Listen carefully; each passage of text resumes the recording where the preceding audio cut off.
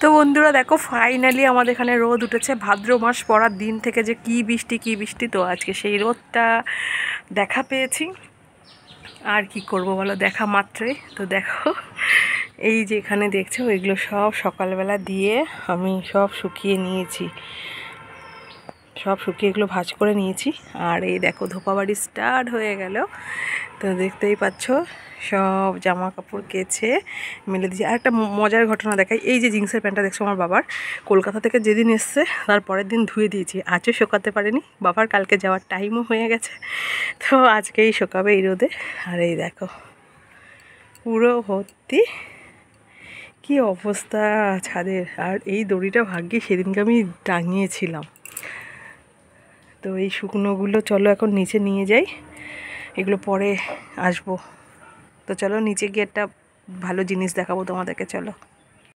তো বন্ধুরা তোমাদেরকে যে বলেছি মজার জিনিসটা দেখাবো, তো চলো সেই জিনিসটাই দেখো। কালকে মালপোয়া করেছিলাম আর তাড়াহুড়োয় যা করেছি সব সবাইকে দিয়েছি, কারণ লোকজন ভালোই হয়েছিল। আর কিছু সুজি বেঁচেছিল, তো ফ্রিজে রেখে দিয়েছিলাম। তো আজ সেগুলোকে বার করে নিলাম। আর মা তো দেখে ভীষণ খুশি, মা বলছে আমার মেয়ে কত কাজ শিখে গেছে। আর সব ফুলেছে, দারুণ হয়েছে গো, মচমচেও হয়েছে। তো এইগুলোর একটু গল্প আছে জানো তো, এগুলো তো নিরামিষই ছিল আর নিরামিষই রেখে দেবো, কারণ এগুলোকে নিয়ে আমি বহু দূর দেশে পাড়ি দেবো। তো আমি এখনও অবধি খাইনি, মা বাবা টেস্ট করেছে, বললো ভীষণ টেস্টি হয়েছে, তো আমি খাবো। আর ওদিকে আমার ভাত চাপানো আছে, চলো দেখি ভাতের হাল কী অবস্থা। তো ভাতটা ফুটে ওঠার পর আমি ঢেকে রেখে গ্যাস বন্ধ করে উপরে ছাদে গেছিলাম। তো এসে দেখছি ভাতের এই অবস্থা, মনে হচ্ছে হয়ে এসছে। একটু দেখি, একটু মনে হচ্ছে জল লাগবে, তো নামিয়ে নেব। মা আর আমি একটু এখন বাজারে যাব। তো ভাতটা মানে গড় দিয়ে তারপরেই যাব। আমি কিন্তু ভাত গড় দেওয়া বলি, তোমরা কে কী বলো, মানে ফ্যান ঝরানোটাকে বলো। তো আমি এটাই বলি, তাই তোমাদের সামনে এটাই বলে দিলাম। তো চলো ভাতটা নামিয়ে রেডি হয়ে যাই, অনেক কাজ আছে।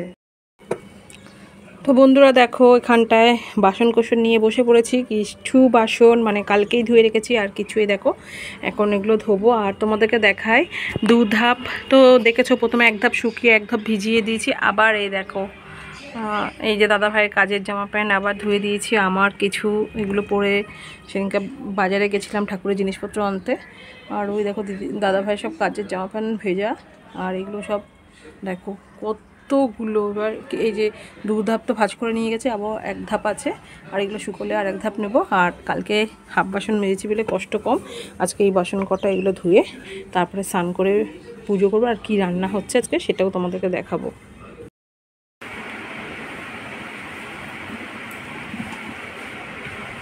তো ওইখানটায় দেখো বন্ধুরা শুধু চিকেন রান্না করেছি, আর সকালে লোটে মাছ করা হয়েছিল। তো বেশি কিছু করিনি, যেহেতু মা বাবা আর ছেলের নেমন্তন্ন ছিল। আমি আর তোমাদের দাদাভাই খেয়েছি, মানে আমি এখনও খাইনি, খাবো। তো দাদাভাইয়ের পাতেই নিয়ে নেব।